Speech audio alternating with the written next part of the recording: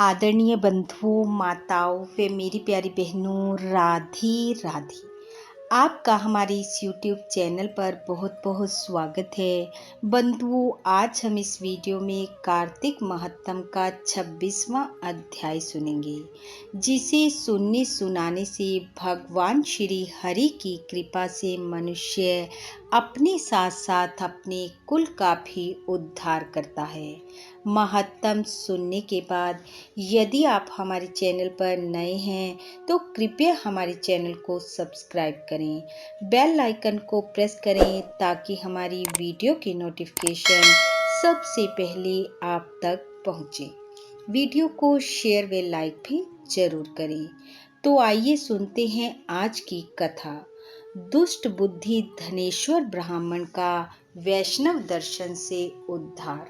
भगवान श्री कृष्ण बोले, हे प्रिय, उज्जैन नगरी में एक धनेश्वर नाम का ब्राह्मण रहता था।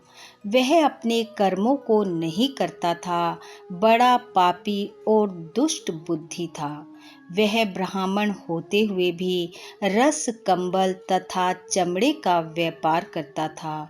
झूठ बोलता, चोरी, वैश्य गमन और सुरापान आदि किया करता था। इसी से वह बड़ा दुखी रहता था। एक दिन धनेश्वर देश देशांतर में खरीद और बेच का कार्य करता हुआ महिष्मती नगरी में पहुंचा।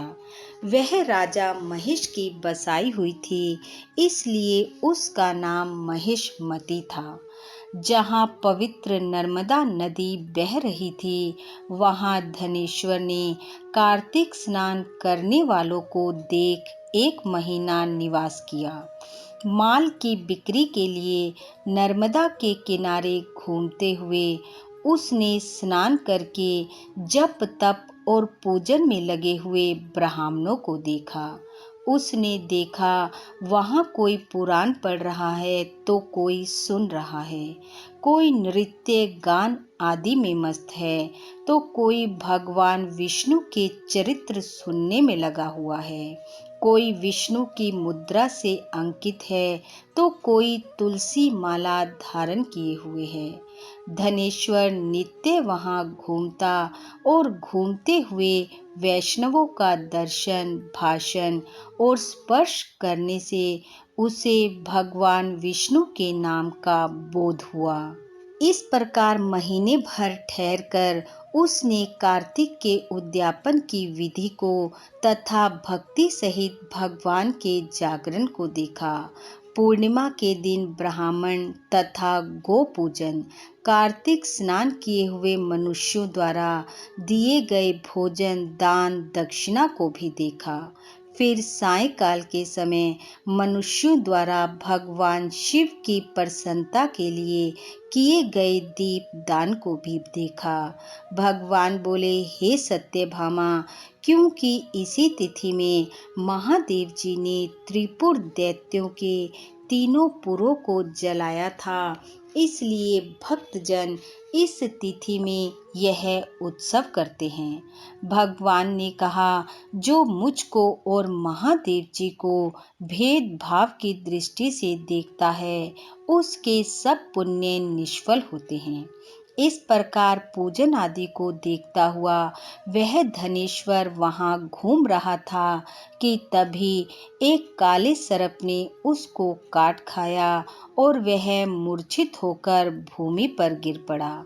उसको गिरा हुआ देखकर वहां उपस्थित भक्तजन उसके चारों ओर इकट्ठे हो गए और तुलसी मिला जल उसके मुख में डाला, लेकिन तब तक वह मर चुका था। यम के दूत उस मरे हुए को बांधकर कोड़ों से मारते हुए यमराज की पुरी में ले गए।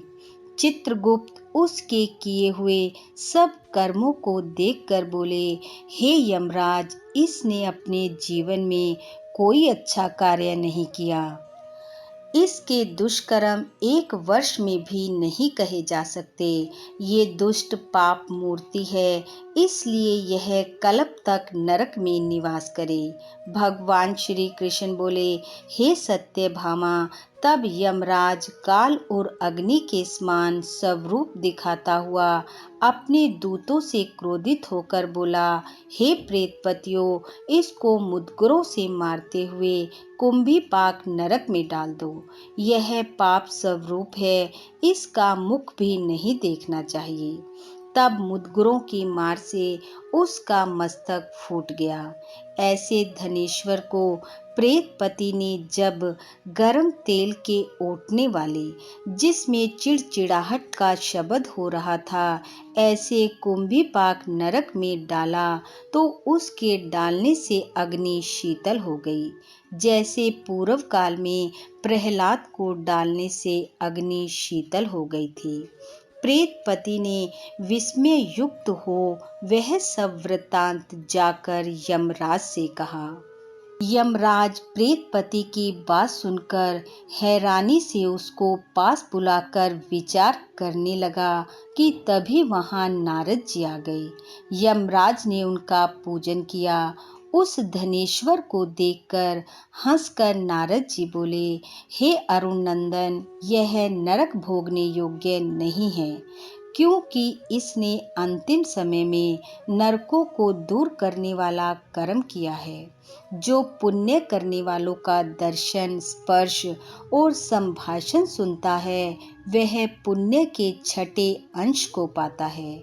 इस धनेश्वर ने अनगिनत कार्तिक व्रतियों के दर्शन और संसर्ग को किया है। इससे इसमें पुण्य का छठा अंश है।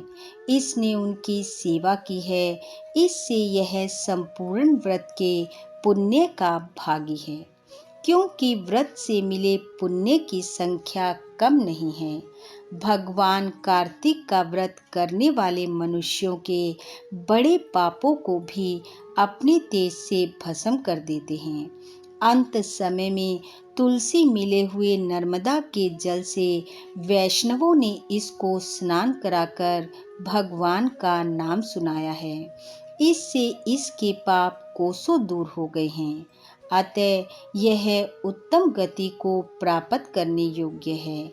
वैष्णवों की इस पर कृपा है, इसलिए इसे नरक में ना गिराया जाए।